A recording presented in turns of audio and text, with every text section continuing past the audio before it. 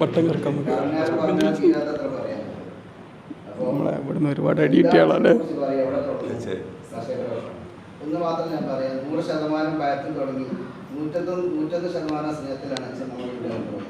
നമ്മളെല്ലാവരും വരുന്ന സമയത്ത് നമുക്ക് എല്ലാവർക്കും 100% ഭയമായിട്ട് അച്ഛൻ കേൾക്കുന്നു.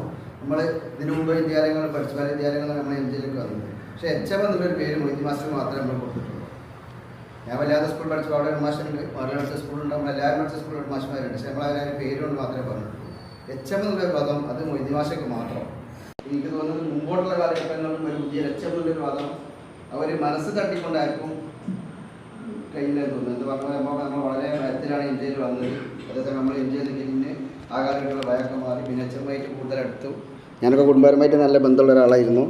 കാരണം എൻ്റെ ഫാദറും എച്ചമ്മും ഒരുമിച്ചാണ് ഫറൂഖ് കോളേജിൽ പഠിച്ചത്. അതിനുശേഷം എൻ്റെ സിസ്റ്ററും വൈദ്യമാശം മൂത്തമുള്ള സാജിദയൊക്കെ മണ്ണാർക്കാട് കോളേജിലൊക്കെ ഒരുമിച്ച്. അപ്പോൾ അന്ന് മുതലേ ഞാൻ 2 മുതലേ പഠിക്കുന്ന കാലം മുതലേ എച്ചമ്മായിട്ട് നമുക്ക് നല്ലൊരു ബന്ധമുണ്ട്. അപ്പോൾ അത് നല്ലൊരു ബന്ധം. അതിന് ശേഷം വന്നു പിന്നെ നമ്മൾ ഗെറ്റുഗതറും കാര്യങ്ങളപ്പോൾ വൈദ്യമാശമായിട്ട് വീണ്ടും എടുത്തു.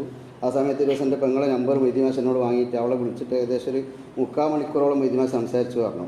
അപ്പോൾ ഒരു വിദ്യാർത്ഥിനിയോട് വൈദ്യമാശക്കുള്ളൊരു ബന്ധമാണത്.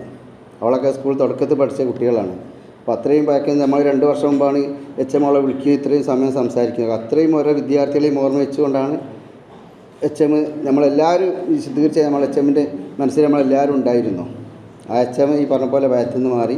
പിന്നെ ഇപ്പോൾ നമ്മൾ എച്ച് എമ്മിനെ പറ്റി സംസാരിക്കുമ്പോൾ നമുക്ക് സ്നേഹം മാത്രമേ പറയാനുള്ളൂ. അത് തന്നെയാണ് ഒരു ഹെഡ് മാസ്റ്റർ എന്ന രീതിയിൽ ഒരു അധ്യാപകൻ്റെ ഏറ്റവും വലിയ വിജയം.